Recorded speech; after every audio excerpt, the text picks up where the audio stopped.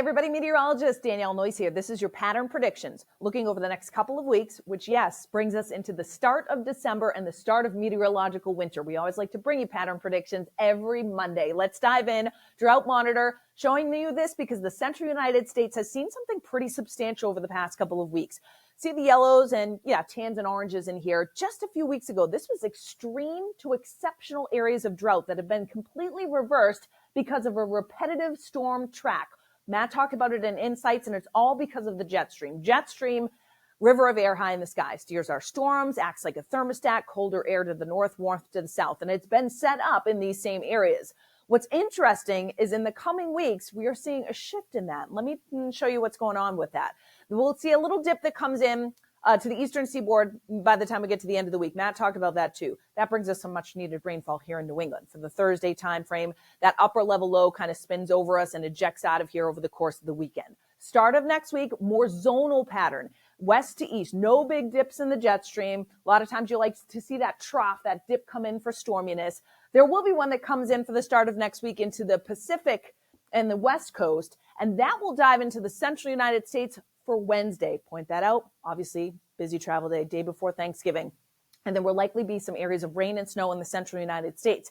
That storminess heads towards New England for Thanksgiving and the day after. But I have to say that there's no huge dip that comes in here. There's not a ton of cold air with it. So this does favor a mainly rainy scenario and a fairly progressive system that would come on by. Now, what's interesting is after that, for the end of the month and for the start of December, where is the storminess? Look at the jet stream.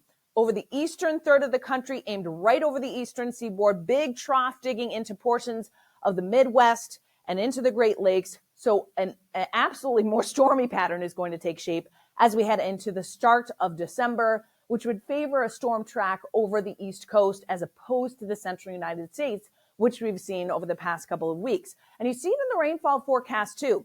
Yes, there's still some precipitation in the central United States, but some of the heavier amounts are definitely shifting farther to the east as that jet stream pattern is shifting east as well.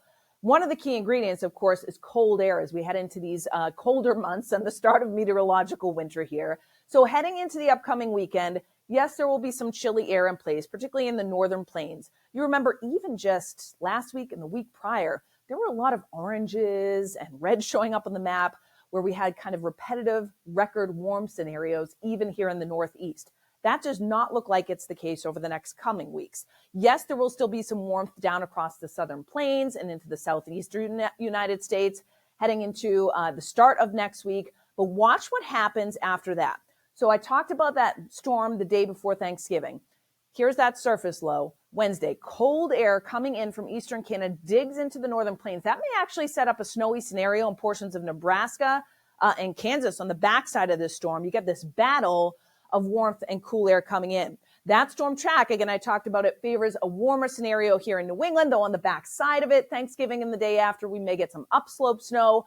What's most important to me, or what's most noticeable, is after that, look at the cold air that snaps down out of Canada into the northern plains, all the way into the southern plains for the last couple of days of the month, and then goes east in a modified form for the start of December. So colder air, a below normal pattern in terms of temperature, likely to take hold for at least the northern half of the country, including us here in New England. And you see that in the temperatures that we'll look at in a second. This is a precipitation chance, and you notice it's low the next few days. It shoots up on Thursday with that rain coming in and stays a little elevated with some lingering showers after that. Start of next week, fairly low, but as that more active pattern takes place, we've got an elevated chance of some wet weather coming back into play the day before Thanksgiving, Thanksgiving Day itself, and heading into the start of December too, with that active jet stream pointed more at the eastern seaboard. In terms of temperature, if you like the relatively warmer air, next few days will be in the 50s. Then we cool back off to near seasonable levels through the start of next week before that colder air comes in. And keep in mind, this is a New England-wide average. So 40s does mean northern New England will likely be in the 30s, and that's why it may be more of a snowy scenario that sets up as we head into the start of December. Now, overnight lows, fairly seasonable. No big things stand out to me. 30s to maybe around 40, colder in the north. until the end of the pattern, when we'll see some 20s and likely teens in the north to take shape for the last couple of days of November and the start of December as well. So we are certainly seeing a pattern shift. The question is, how quickly will that take place? Will it be aimed a little farther to our west, which would mean a little bit of a warmer storm track and maybe some snow in northern New England? Looks like that would be a favorable scenario in the mountains for a more snowy situation with more kind of mixed events and more rainfall in central and southern New England with that air coming in off the ocean. So you can track all the changes, of course, and we'll keep you posted on it right on our app. It's free in the App Store and Google Play, social media as well, and all of our weather info always on our website, onedegreeoutside.com.